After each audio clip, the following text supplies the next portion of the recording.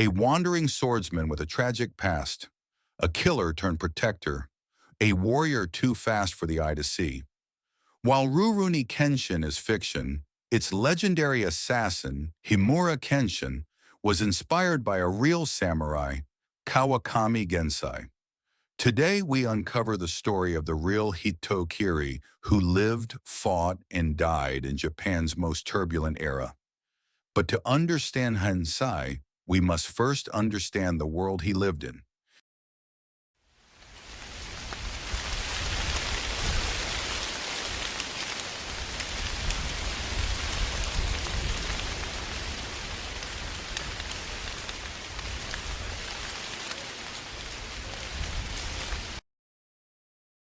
The mid-19th century was a time of great upheaval in Japan. The country had been isolated from the world for over 200 years under the Tokugawa shogunate's Sakoku policy. However, in 1853, American warships under Commodore Matthew Perry arrived, forcing Japan to open its ports to foreign trade.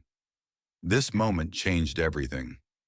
Many samurai saw the shogunate's weakness and sought to restore the emperor's power, leading to violent conflicts between pro- and anti-shogunate forces. Born in 1834 in the Kumamoto domain, Kawakami Gensai was not a towering warrior, but a small, thin, and delicate-looking man. Many underestimated him until they saw his sword. Unlike the heavily armored samurai of earlier eras, Gensai's strength lay in speed, precision, and unpredictability. He trained in the Shiranui-ryū style, which focused on rapid strikes and unconventional movements, making him one of the fastest and deadliest swordsmen of his time. Unlike other samurai, Gensai believed in a merit-based society rather than one dominated by class. He rejected the idea that only high-ranking samurai should hold power and saw the emperor as the unifying force that could restore Japan. His loyalty to the emperor led him to embrace the Sonoyoi movement. Revere the emperor, expel the barbarians. But this loyalty would come at a cost. As Japan descended into chaos, Gensai became one of the four Hitokiri of the Bakumatsu, elite assassins who struck fear into the hearts of the Tokugawa shogunate.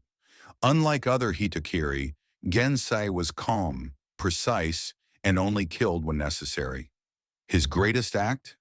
The daylight assassination of Sakuma Shozan, a pro-Western scholar.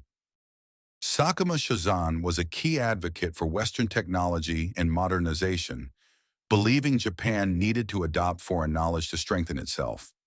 His ideas made him a target for radical imperial loyalists like Gensai, who saw him as a traitor aiding Japan's enemies. On August 12, 1864, in broad daylight, Gensai ambushed Sakuma in Edo, modern-day Tokyo.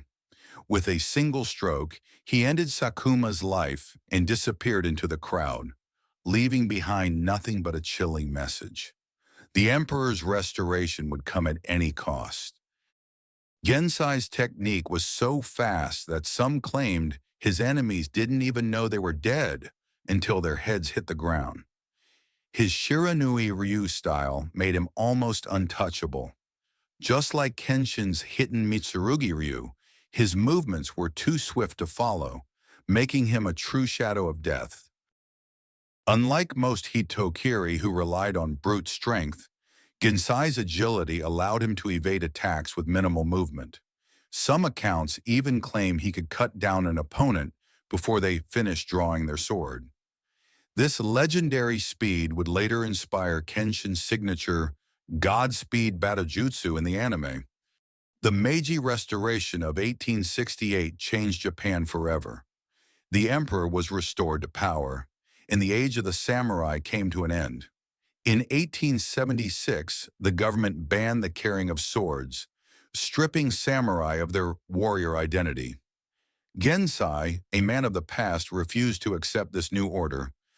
As Western influence spread across Japan, many samurai found themselves obsolete. Trains replaced horses, rifles replaced swords, And those who once ruled the battlefield were left without purpose. Some adapted, while others, like Gensai, resisted modernization until the end. Gensai was arrested in 1870 on false charges of plotting against the government. After years in prison, he was executed in 1872. His death marked the final end of the Hitokiri era. Despite fighting for the emperor, Gensai was cast aside when he was no longer useful. His ideals, his skills, and his sacrifices were all erased by history, except for the legend he left behind. Gensai's legacy inspired Rurouni Kenshin, but unlike Kenshin, he never got a second chance. What do you think of his story? Let us know in the comments, and don't forget to like and subscribe.